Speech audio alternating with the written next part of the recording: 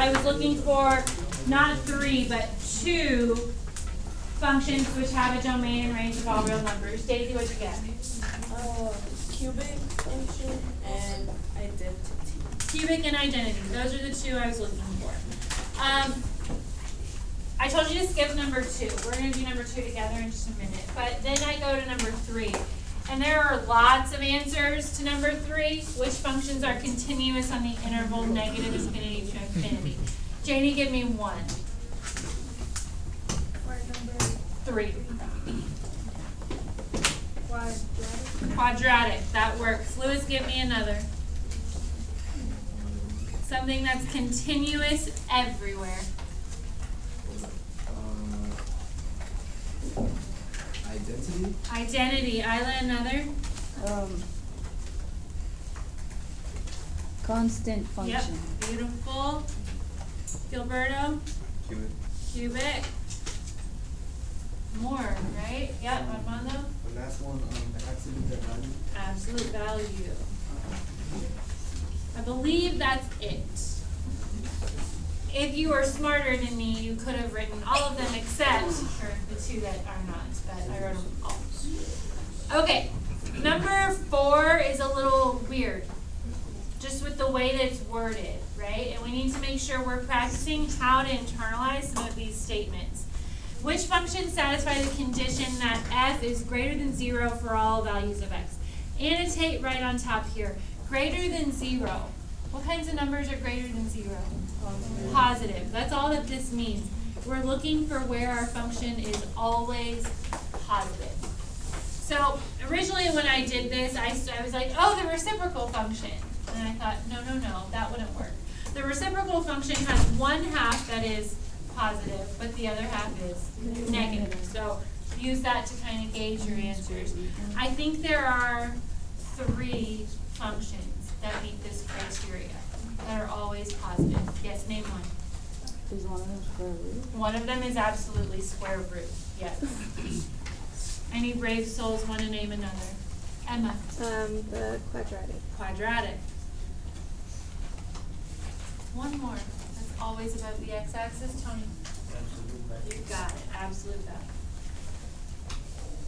You seeing like the kind of analysis that I'm going to be asking for here, right? Like using all of that analysis that you did, all those characteristics to identify certain functions that meet a given criteria. I know the teenager mind, especially on a Friday when you're tired and you're looking forward to a long weekend, might get to 5, 6, and 7 and be like, heck no, I'm not doing that. That's too much. I don't get it. I don't get it. And again, let me remind you of what this means to me. When I read number 5, which functions satisfy the condition of this yucky limit, right? I look at the limit, x is approaching a positive infinity. So in my teenager mind, I wish, but in my mind, I'm thinking that means the right-hand side. And infinity in teenager language means the graph is going up. I'm looking for graphs that on the right are heading up. Anybody think they know one? On the right-hand side is going up, Quadratic. Richard, another? Identity. Daisy? Square root. Beautiful. A couple more. Absolute value. Absolute value. Love it. One more. Yeah, go for it. Cubic. Cubic. Thank you, Alejandro. Very nice. And I think that covers it all. Yep. Gorgeous. Yeah. I actually think number 6 and number 7 are a little easier because I give you 2 limits, and so I don't have to think right, left. Like when I look at number 6, I go straight to these outputs. They are both positive infinity, so my mind is internalizing. I need graphs that are up on both sides. 2 answers, Janie. Quadratic and absolute value. Beautiful. Quadratic and absolute value.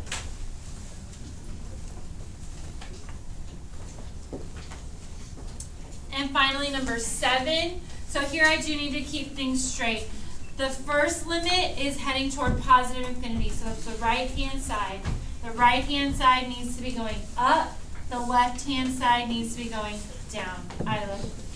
Identity. Identity, very nice. There's one more. Up on the right, down on the left. Richard? Cubic. You got it. Good job.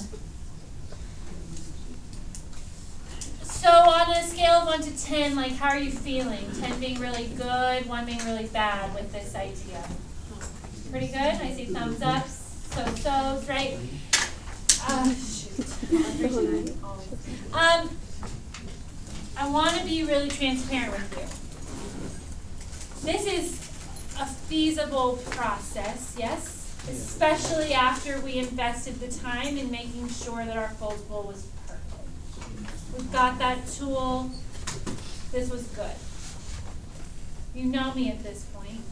Am I a nice person or a horrible person? Horrible. I'm tricky. Worst. I'm the worst. Yes. Bad. Do you think you're gonna always have access to that foldable? No. You wish. You wish. We have to use it, yes, at the beginning of this process, and then begin removing that support. Because on your unit exam in in a week and a half, you will not have foldable. I don't care how sweetly you ask me and how much money you give me, I won't let you use foldable. Well, no, I will not. I will not. So on your homework over the weekend, 12 questions seems like a lot, but 7 of them are like this. So that should take you 5-10 minutes, right? But what I want to challenge you to do is try those 7 that are about your paired functions first without your foldable. Sit on it, put it in your backpack, something. Like put it away and see how you do.